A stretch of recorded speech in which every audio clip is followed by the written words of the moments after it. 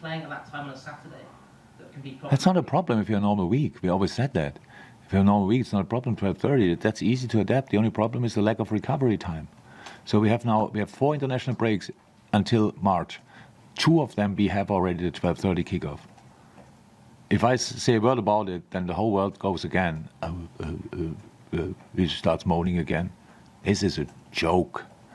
We have players in South America. I didn't see them yet. In 24 hours we play. So, and this is, but it's like it is. We cannot change that. We will never change that. Whoever we will talk to. Now obviously the TV channel has now a different name, but that doesn't change obviously anything at all.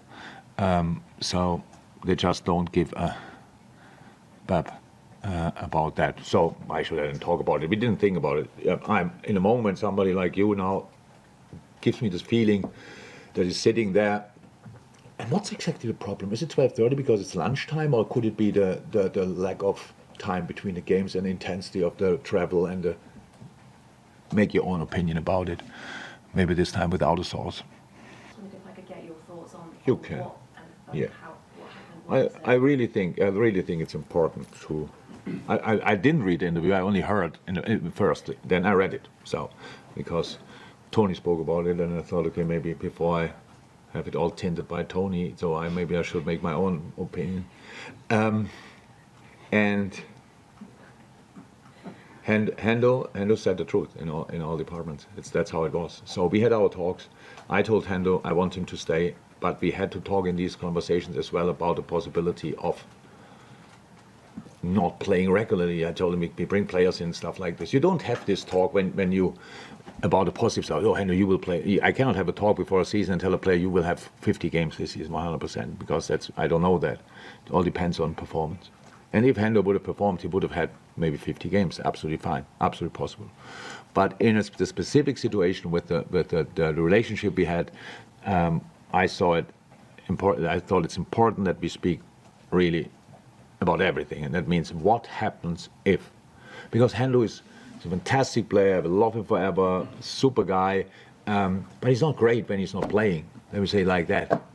So Millie was like this when I arrived here, and Lukas Lever was like this. And you always thought, okay, they're great guys. In the moment they see the lineup, they are involved, they turn into Jekyll and Hyde. Is a friendly game against that. It's unbelievable.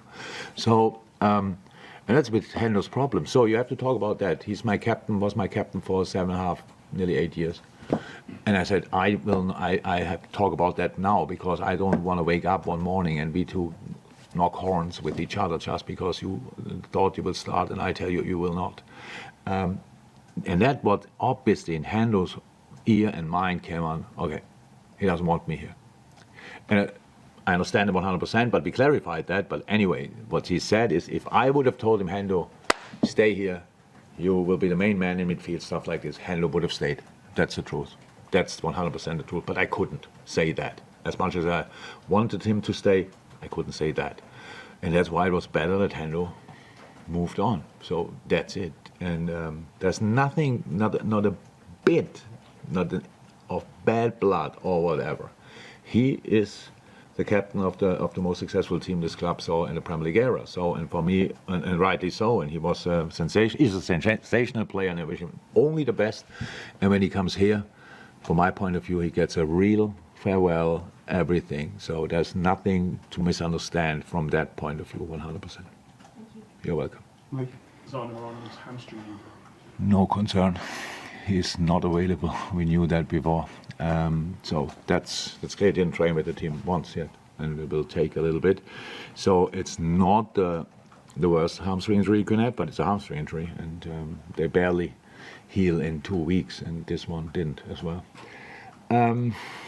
We hope he can start, as he's running already, but start ball work maybe early next week, and then we will see, and we'll go from there. And what would you say?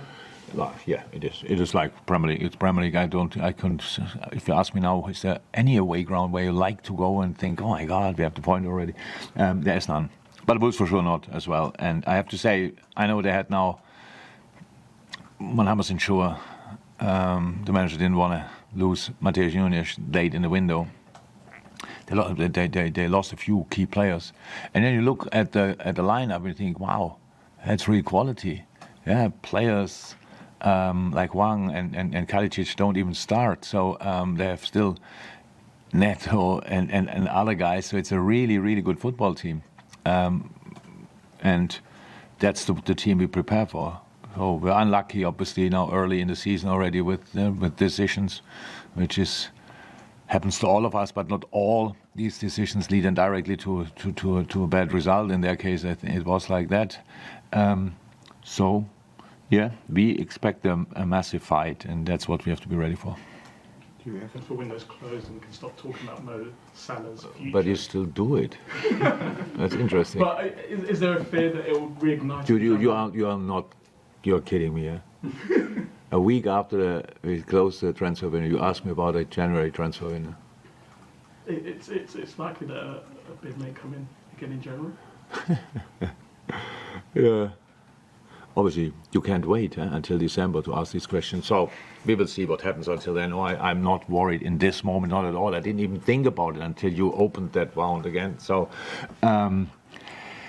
yeah, no, I'm not worried. Oh, I'm not sure we proved already that we made a change or whatever. I think we showed a few really nice signs. I liked it as well. I really liked the Aston Villa game. I know how difficult this game usually is, and that day we were really good, and that's cool. Early in the season, pretty much 3 days or 2 days after the transfer window closed, when everybody's like, but we should have, and then this team plays that it was really a good one. But are we stable already? I don't know. Let's see. We miss players for the game tomorrow. So key players for us, obviously, we have to prove that we can replace them, that we still can play football, that we can still. So we build a team, it's not that we have built a team or did it now during the preseason or whenever we started with a slightly different system. We are in that process. And yes, we had key moments going our direction. Will all key moments go in our direction? Unfortunately, probably not. But winning with 10 men helps to create a spirit and a mentality. But only if you use it. Because you can, even these opportunities, you can let slip through your fingers and then how was it again? I forgot it, what we had to do. So it's still early days and we have to build a team. And I'm really happy with the basis we can work from. Said before the Aston Villa game, when I stand in the dressing room and look at the team, I really love this team, and it's early days. And I really think it's easy for people to love this team as well. So that's all what we need, because we cannot, and Liverpool never could, we cannot start loving a team when we won something. We have to do it before, because then that's the only chance we can win something. So let's go for it, and then we will see. But what we did is we changed a few things. We brought in new players, and maybe for me a big difference is and I said it to the players, obviously, that this is it's not year 8, because I think in October I'm here 8 years. This is year 1 of the new team, and that's exactly how we approach everything. Changed a lot of things, brought in a few guys to give a interesting insight in their lives, so to adjust, and we want to become a new team and not the replica of the other team, and that's what we are working on. So I'm fully in. This is year 1 of whatever, and not year 8 of the good old past. Welcome. Carl. You just.